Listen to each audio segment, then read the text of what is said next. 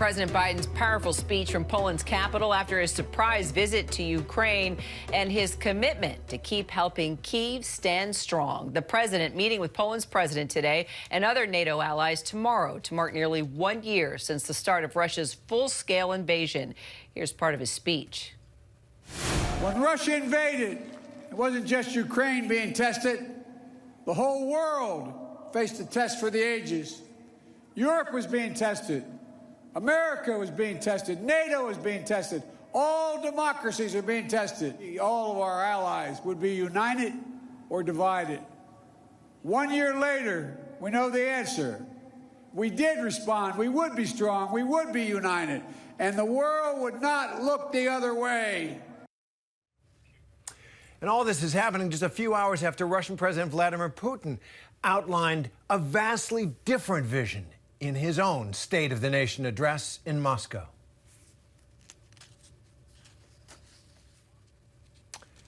Okay, ABC's Patrick Reevell is in Kyiv, Ukraine, with us. Inez de la Quatera in Warsaw, Poland. Jay O'Brien here in D.C. So, Inez, we're told that an estimated 30,000 people attended Biden's speech. What was the reaction among Ukrainian refugees, those in Poland, and just the perspective from the ground there? Yeah, I mean, I think this was a speech that was very well received here. The polls certainly came out in large numbers. It was an energized crowd, lots of chanting or cheering, rather, and applause. Worth noting, there were likely some Ukrainians in that crowd. Remember, Poland took in over 1.5 million refugees when the war first broke out. And President Biden made it a point to thank the Poles for welcoming Ukrainian refugees, for opening up their homes to them. He did, have some parts of his speech where he was speaking directly to the people of Poland. He talked about life under Soviet influence in Warsaw in Poland. He also talked about NATO and touted NATO unity and how NATO was more united and stronger than it's ever been. And he reaffirmed the U.S.'s commitment to its allies. He once again said that NATO would defend every inch of NATO. The U.S. would defend every inch of NATO territory. And that's something that was likely very well received here because, of course, the concern with the war in Ukraine is that should Russia not be stopped in Ukraine, Russia could come after Poland next, come after other countries like Latvia, Lithuania, Estonia, that are also concerned about their security. And that's part of the reason why tomorrow we'll see President Biden meeting with the leaders of the so-called Bucharest Nine. Those are NATO countries on the eastern flank, and President Biden likely to reaffirm the U.S.'s commitment to those allies. And over the centuries, those countries have seen plenty of Russian invasions and seizing of territory. But, Patrick, you're in Ukraine right now. But I want to draw on your experience and understanding of Russia. Vladimir Putin made this speech. We've heard a lot of it before, him blaming the West and talking tough, even making a veiled nuclear threat. I want to know what you make of that, but also how you think, at this point, the Russian people are responding. Hi, Terry. Yeah, I mean, firstly, on that veiled nuclear threat, basically, Vladimir Putin made a veiled threat to conduct a nuclear test. It was part of this announcement of his of suspending Russia's participation in the New START treaty, which is this the last remaining major nuclear arms treaty between Russia and the U.S. And Putin basically said that if the U.S. now conducts a nuclear test, then we will too, but we won't do it first. And basically this was seen as him signaling that Russia, again, is signaling some type of nuclear blackmail, basically nuclear saber-rattling. But it's been dismissed here in Kyiv as simply that, blackmail and saber-rattling, because they've seen it before and they say that they should stand up to it and not be intimidated. But I think, on how Russians perceive the speech, I think, firstly, for a lot of Russians, there will have been an element of white noise, simply because this is something they've heard endlessly from Vladimir Putin. But generally, we know that it does resonate with a large amount of the population, partly because of the propaganda that is there, the very strong propaganda that there's been for 20 years.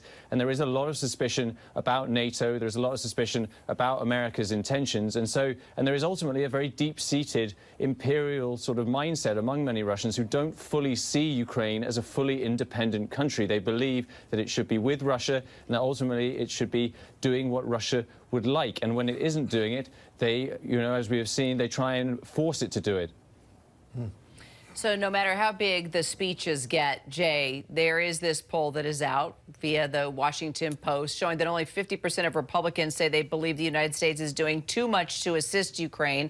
With a Republican majority in the House, President Biden is going to have a challenge on his hands in terms of passing future funding and keeping these efforts going on behalf of the United States.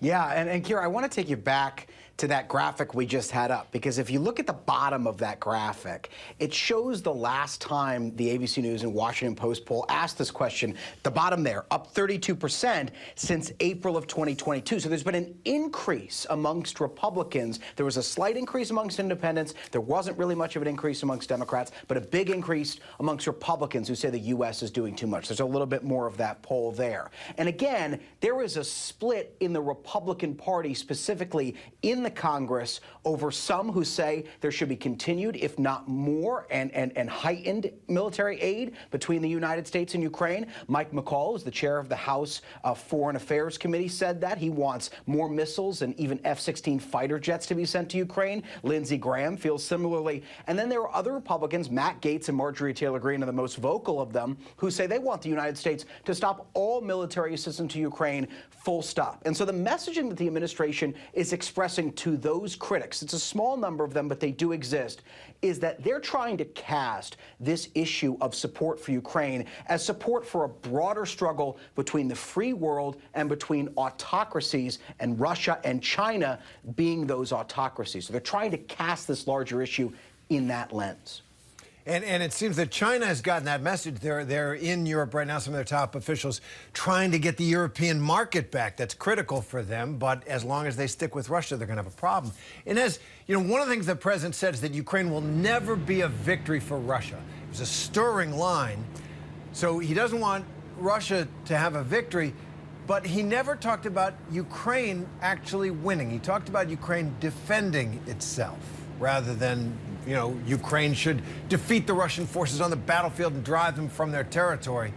You know, what is that ambiguity matter? You know, do you think it's important for Biden sort of not to commit himself to a victory on the battlefield, or is he trying to have it both ways? Yeah, so he said Ukraine would never be a victory for Russia. He said the U.S. would stand with Ukraine for as long as it takes, and he repeatedly talked about Ukraine defending itself. But you're right, he never explicitly said that he wanted Ukraine to win. So there are critics who say that that distinction is deliberate, that it matters. It matters in terms of the weapons and the support the U.S. will decide to give Ukraine. There are those that say that if Biden really wanted Ukraine to win, he could be doing a lot more. Separately, it also matters politically. So Biden here is, you know, revving Americans' sense of mission. He was in that speech laying out his vision for what he thinks the world should look like, for what he thinks America's role in the world should look like. That's going to help him back home politically, but it's not necessarily going to be in alignment with what the Ukrainians want, which, of course, is victory. All right, Patrick Reevely, Inez de la Cuetara, also Jay O'Brien. Appreciate it. Thanks so much. Hi, everyone. George Stephanopoulos here. Thanks for checking out the ABC News YouTube channel. If you'd like to get more videos, show highlights, and watch live event coverage, click on the right over here to subscribe to our channel. And don't forget to download the ABC News app for breaking news alerts. Thanks for watching.